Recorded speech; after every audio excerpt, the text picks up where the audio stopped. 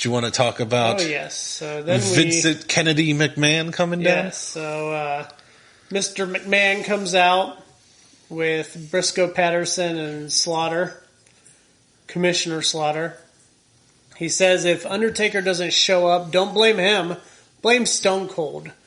And he lists off a litany of reasons, including his usage of obscene hand gestures toward Undertaker, etc., etc. I don't think Stone Cold would do that. Vince questions the loyalty of Undertaker's tag partner. Vince points out that in all the advertisements, or he says it, advertisements. I always hate it when people say it that way. Advertisements. There's some fine print that reads, card subject to change. He pulls out a program to point out the fine print that states that the promoter, that's me, Vincent Kennedy McMahon, reserves the right to find a suitable replacement if Undertaker should not arrive. Vince announces that in the unlikely case that Undertaker doesn't show up, his replacement, teaming with Stone Cold, will be the Brooklyn Brawler. Brooklyn Brawler comes out, super excited about his potential tag team championship match later tonight. And please do not blame Vincent Kennedy McMahon. Nope, it's not his fault. It's Stone Cold's. All right, so this next match, was the reason I picked this show. I was online and I saw that WWE was talking about this match on a Facebook post, I believe, and talking about how it was the 22-year anniversary of this match. And I vaguely remember it from way back then, but I kind of decided to look into it a little bit more, and it's sort of like a precursor to some of the off-location scripted type matches we've been seeing lately. Not so much, obviously not to the depth of like the Wyatt matches and the Boneyard match and things like that, but also I think not that this for the is same reasons. no, not for the same reasons, but I feel like this was kind of like an early example of that kind of thing, and maybe part of the reason why they didn't really do that kind of thing. Yeah, it was. But it's in the Stu Hart dungeon where a lot of legends were trained there in by Stu Hart in the Stu Hart dungeon, which is just his basement. And obviously the Hart family came up there, and we got the referee, Dan the Beast Severn, and we got Ken Shamrock versus Owen Hart. Yeah, this was interesting. Yeah. It was... It would have been hard to watch as one of the fans in that arena, just staring at you like, okay. Yeah. Which I guess you could say that about any cinematic match, I think that's the reason why when WWE did the Matt Hardy and Bray Wyatt Ultimate Deletion, why they didn't air it in the arena. They only aired it for us at home and aired a match instead. It'd be hard, I imagine. You didn't hear the crowd a whole lot during this match. No, and it was awkward at times. There was a lot of punching involved, which seemed weird because obviously they don't fully There's punch. a lot of mat wrestling. Yeah, a lot of mat wrestling. Mat wrestling. Which, with these two, that kind of makes sense. Yeah. But some of the highlights of this match, Owen slamming Ken's head repeatedly into the wall. Yes. And then Ken responding. I could just picture Stu upstairs just like, oh, damn it, they're putting holes in my wall. No holes were... No. Well, not in the wall. We'll get to that later. There. We'll get there that we'll later. Get to that big, deadly spot. Yeah. There's a really cool... they liked grabbing a pipe. They were hanging onto a pipe overhead. Yeah, a few moves hanging onto the pipe. And Owen grabs it first and kicks Ken, and then Ken comes back and he hits a hurricanrana on Ken. That was pretty cool. Then later on, Ken grabs that same pipe. Let me make a fun little side note here. You're the only person when you're talking about wrestlers that always just says their first name. It'd be like if you're talking about Goldberg and you're just like, and then Bill. Well, Owen Hart, there's a lot of people in the Hart family. He makes a lot. There's more not too many sense Shamrocks out there. You're right. In fact, I would say I've never heard of ever a single Shamrock except for Ken. Anyway, Ken does what? Mr. Shamrock gets on the pipe and he grabs Owen by the legs, grabs his head and chokes him with his legs. And Owen counters with a pretty good power bomb. Yeah. And onto a pretty unforgiving looking floor too. It was There's really no real mat on the floor. It was a very thin cushion on that floor. Yeah, when they did moves on the floor, it was probably the best parts of this match. Then we have the Owen throwing Ken his head into the ceiling. Yes. Yeah, he just lifts him up and just puts his head through the drywall. Like Lawler sold this, like, oh, he's out. Like this was some deadly spot. It would be like the most mild annoyance. I think I've done that before by accident. Just and be like, oh, the drywall in my mouth. Oh. Well, and then while they're scuffling about, the ref gets knocked over, and Owen grabs the ref being Dan the Beast Severn, another professional wrestler. he gets the apparently once he becomes a referee, then he gets the old glass brains. Right. Owen grabs a dumbbell and whacks Ken with the dumbbell, and then doesn't even really try to sell an actual move. He just grabs his head and then grabs Ken's hand and does the tap out. Yeah, and he basically he lifts up Shamrock's hand and starts like doing a forced tap out, and Severn just kind of like gets up and all he sees is the hand tapping and calls it, and not the shitty ass submission move. And technically the first ever tap out for Shamrock. I don't know if they officially counted it as his first tap out. But yeah, they did mention that he's never been tapped out. He's never tapped out, and that he didn't tap out. But I don't know if WWE or WWF counted that as his first official tap out or not. I'm not sure, but yeah. So Owen wins this with the tap out via tap out. And Dan the Beast Severn is a terrible referee. He is. That is. I also the whole knockout. I guess the knockout part was mostly for the fake tap out, because I'm assuming they're allowed to use dumbbells and weapons, right? Or did they say they're not allowed to use weapons? Owen did kick him in the nuts at one point. So I don't know. They didn't really lay out the rules of this match. It was just a match in Stu's basement. Yeah, I feel like if you're doing a match like this, it's extreme rules. But maybe I'm wrong. Well, it was extremely okay. Yeah, that's about what I'd call it. Okay, so we go on to our next match, Intercontinental title match. Let me look at my notes. A couple of up and coming mid-carders.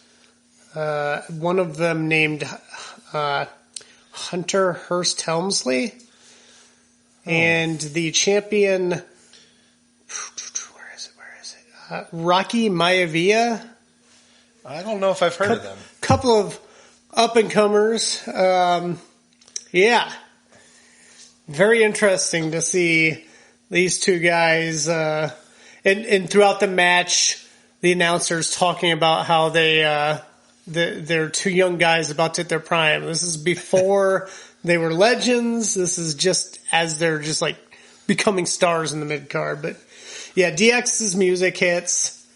They come out chopping along the way, and One thing that I have to point out, I've seen it a million times, but it just kind of dawned on me that their entrance video is so silly. It's it's the typical, it's just them, various crotch chops, etc.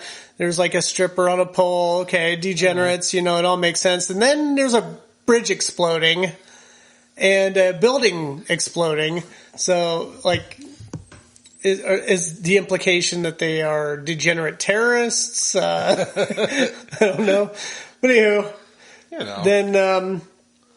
then The Rock comes out with the Nation of Domination, and he's the champion. And then this match is a best 2 out of 3 falls match. With a 30-minute time limit. With a 30-minute time limit, which definitely comes into play. And take it away, Steven. Well, Triple H starts it out by suggesting that The Rock to suck it.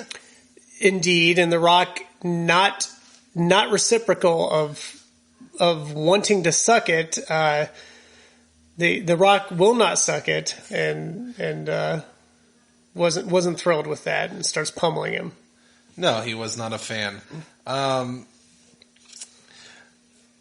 The Rock then offers the audience to suck it, and this infuriates Triple H, who attacks him. And the crowd does not want to suck it either.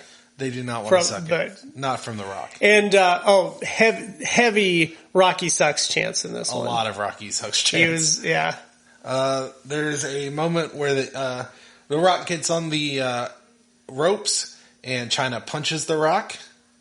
Then they go outside a lot, fighting, throwing each other into the barricades. They went outside quite a bit in this match. Yeah. In the first segment of this match, a lot of like holds, a lot of spending time on the outside, a lot of holds. You could tell they were really kind of starting slow to build up to something fun. Yeah, it was. It started out slow, and we were kind of like, man, this is kind of a boring match, but it becomes not a boring match at all. It's actually a pretty damn good match, and maybe the match of the night so far.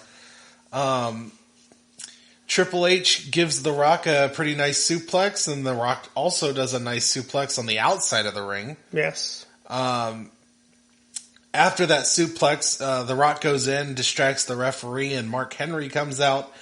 I guess we should have mentioned all of DX and the Nation, other than China, was sent to the back. They were sent to the back, yeah. They were not allowed to be at ringside. They did not stay back there, but they were sent back. Nobody stayed back there. China was the only one that stayed out. Yeah, but Mark Henry comes out after being sent, and he gives a splash to Triple H. Then Mr. Ass comes out to William Ass. Yes, William Ass comes out to attack Henry and take him back to the back. The Rock hits Triple H with the title. Shortly afterwards, he puts the Triple H into a headlock, and we get some boring and Rocky sucks chants. Yeah. Crowd was a little bit tired of those headlocks. They were not a fan of the headlock. It was pretty long. Rock then chokes Triple H on the outside with some cords. Yeah. Then The Rock hits a very beautiful DDT. Yes, that classic, like, rolling over his back and then into a DDT. Yeah, it was nice. Then the Godfather comes out, but the New Age Outlaws also come out and say, no. Hey, guy. Push him back. Hey, guys, let's play fair. William Ass was not having it, and his friend Dog. Then the Rock starts distracting the referee, showing his muscles. Yeah, he was just like flexing to the ref, and for some reason it caused the ref to only focus on the Rock. The ref really enjoyed those muscles. He's like, Rock, I don't need to be seeing that right now. Oh, those are nice though. Oh man, you could be a Hollywood star someday with those. Could be. D'Lo comes out while the Rock is distracting the ref, and he grabs the European title, gets up at the top of the turnbuckle. Triple H sees this and tells him to suck it, and then trips him, and he lands on the old tallywhacker.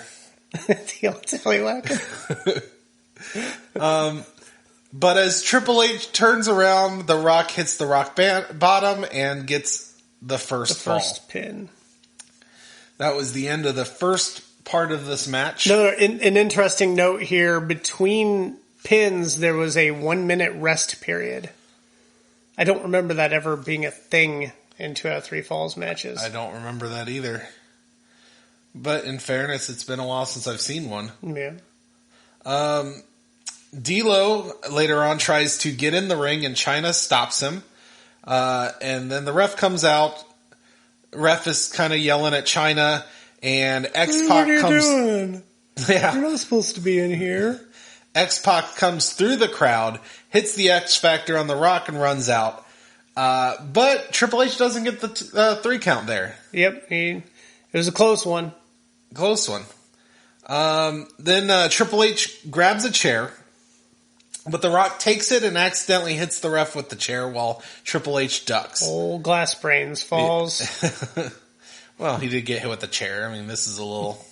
In the back. Yeah, well... The Rock gets the upper hand, and right before he hits Triple H, Chyna punches him in the dick. Yeah. In the dick. Then hits a DDT on the chair. Brutal to the DDT. Rock. Yeah. Brutal DDT onto a chair. Triple H manages to get the second fall after that DDT on the chair. It didn't, Earl Hebner.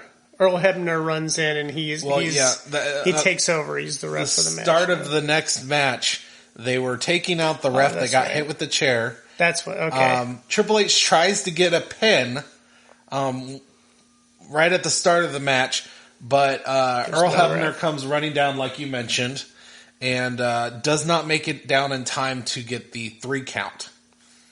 Then they kind of go back and forth, doing a move, trying to get the pin, because, as they mentioned, there's like 2 minutes left in the match. Just kind of whipping each other in the corner, over, both of them just trying to get the upper hand, because, we're down to that last minute now. Yeah, we're down to the last minute. Triple H manages to finally hit the pedigree, but before the pin, they say the 30-minute time limit is over. It is expired, and it's a draw, which brings all of Nation Domination to come out, then DX to come out, and then they pretty much throw the Nation out and into the match. Yeah, hell of a match. Yeah, that was really a lot of fun. Really fun.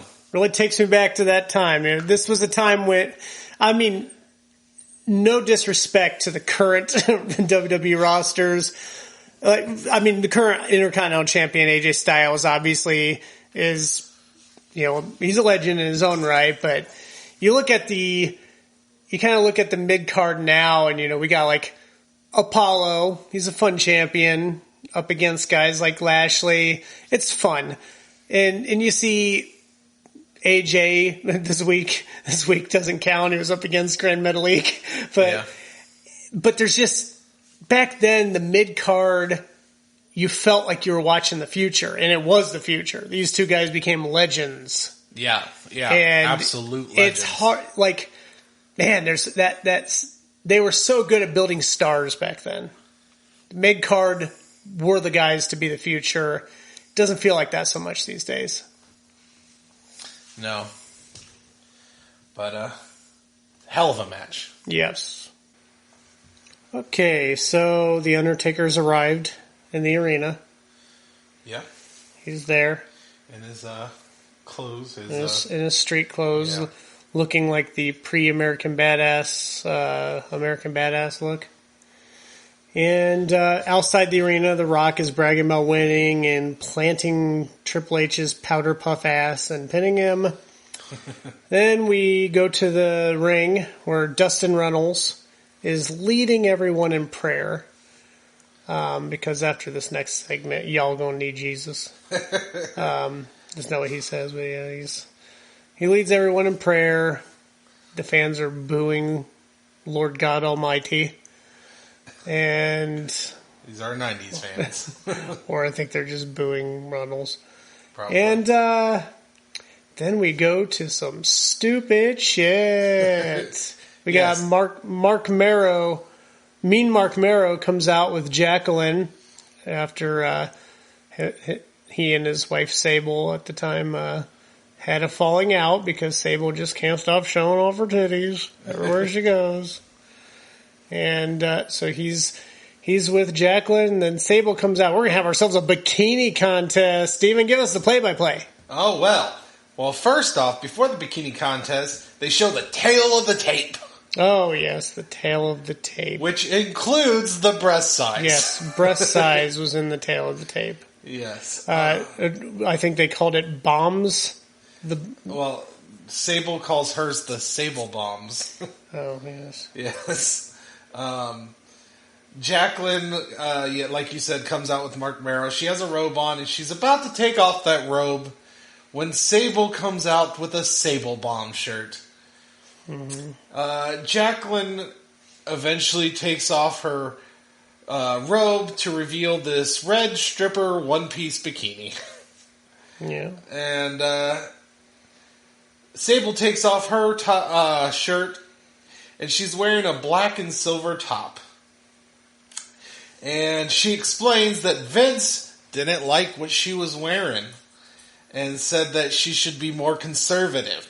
Mm-hmm. So she wore this shirt. But she does not agree with Vince on conservative, and she takes off the top, and she is wearing handprints on her breast. Handprints covering her breasts. And because this is the 90s, she definitely wins. Little kids in the front row.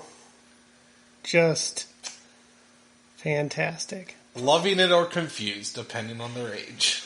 Some standing up cheering, some sitting down hiding erections. But that's okay, because Vince is concerned about those. Looking over their dad those like, children.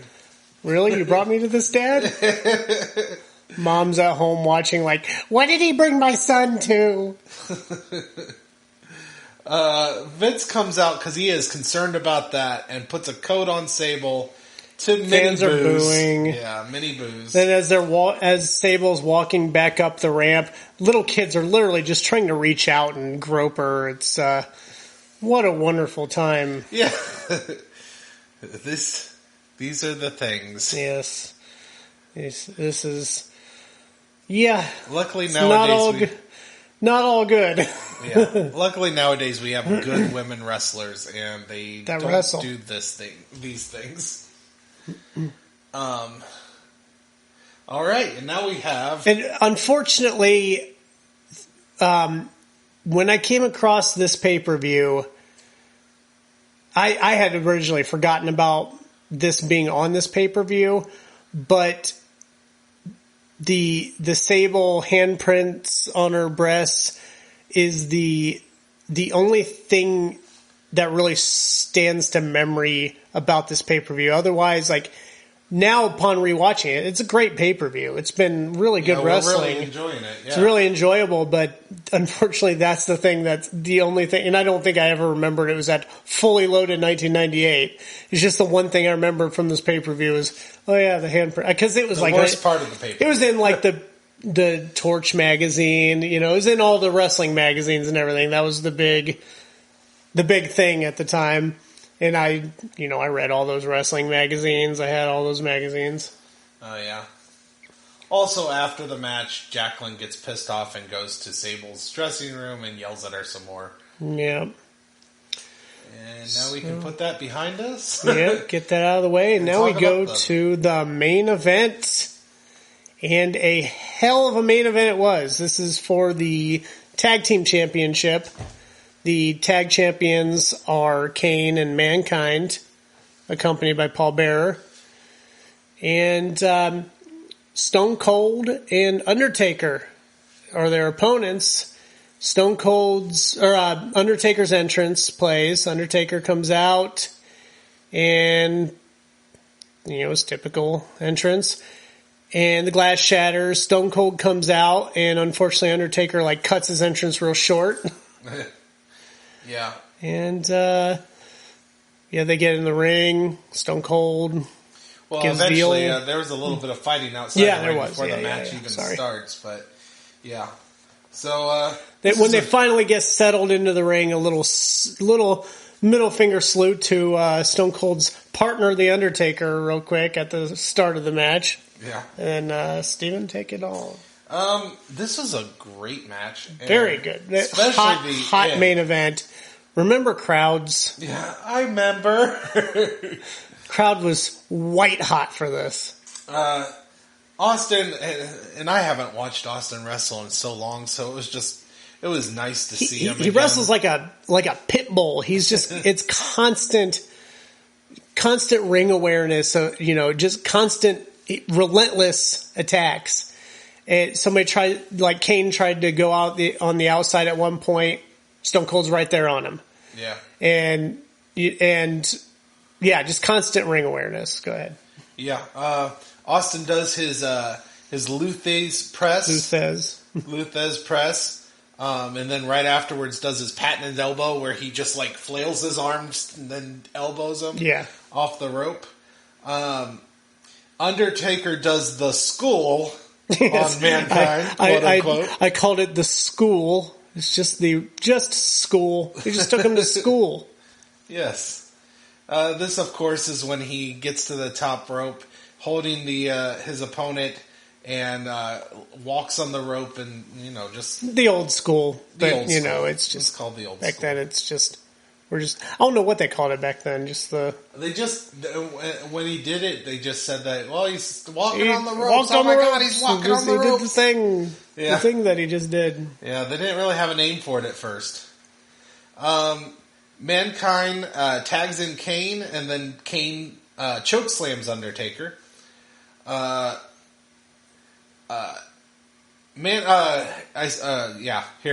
Sorry.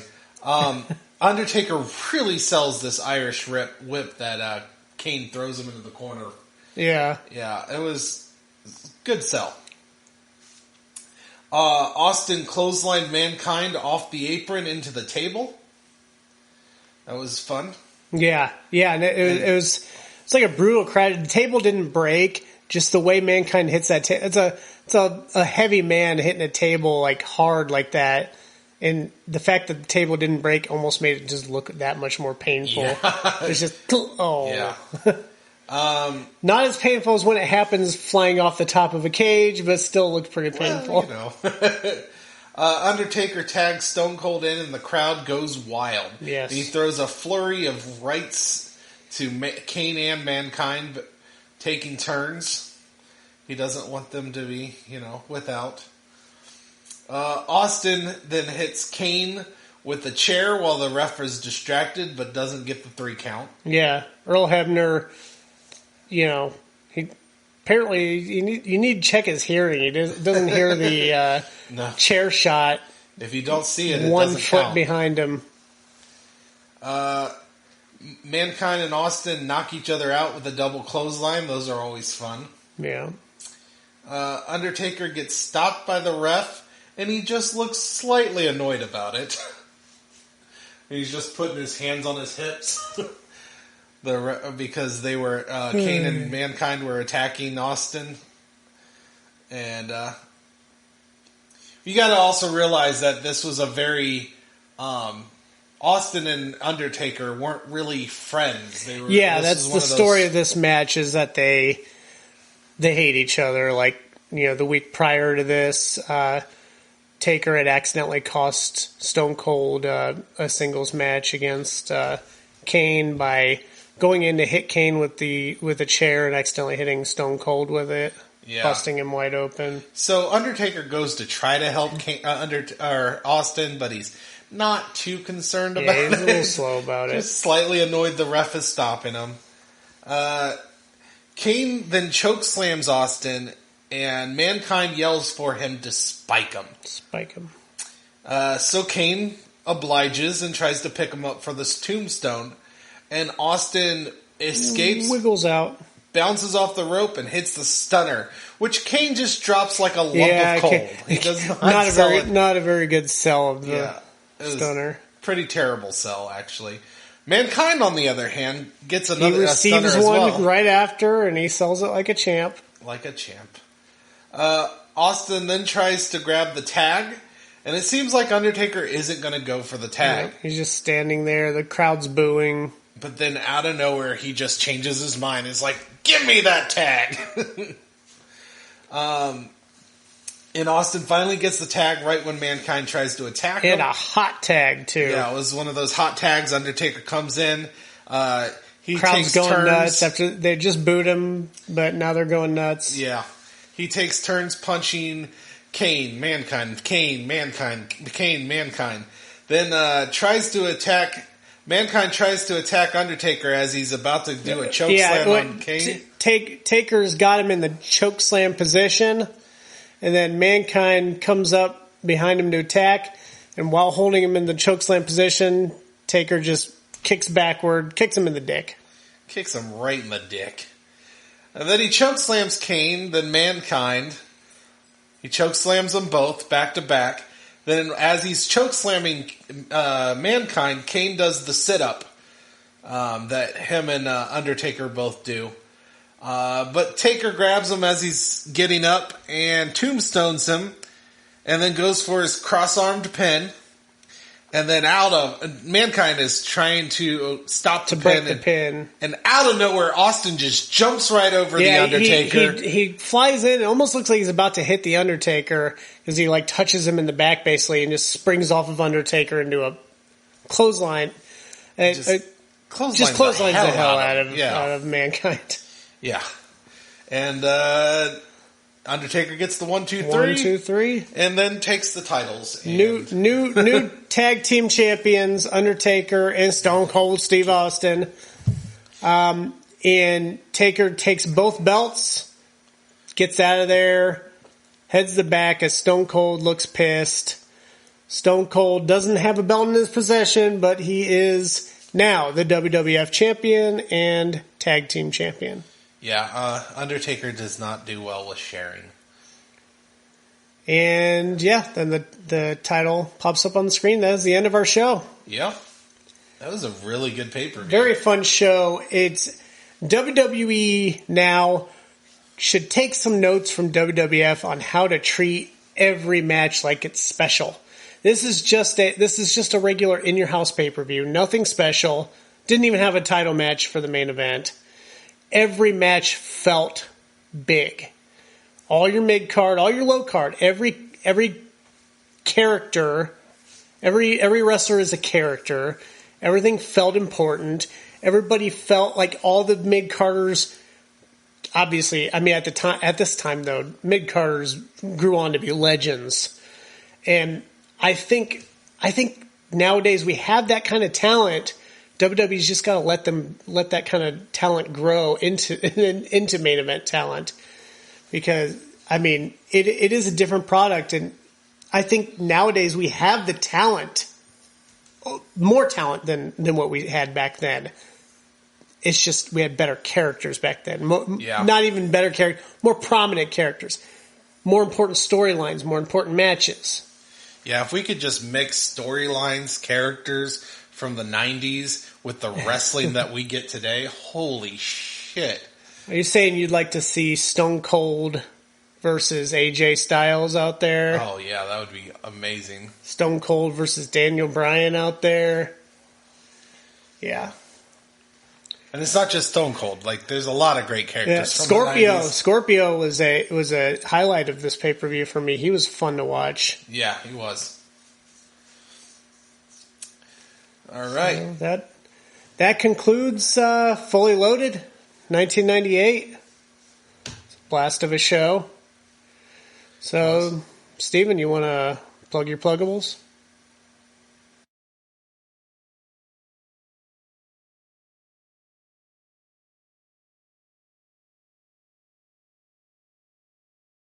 Yeah, you can find me on Dragon Blazer Productions on Facebook, Dragon Blazer Productions on Instagram.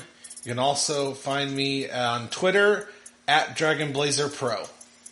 And you can follow this show at PW Apologist on the Twitter. And if you want to, go ahead and give me a follow at Krager Atkins if you want to. More importantly, follow the show. And forever and always, way back to 1998, further on to now, we love pro wrestling, and sometimes that's okay. Sometimes it is.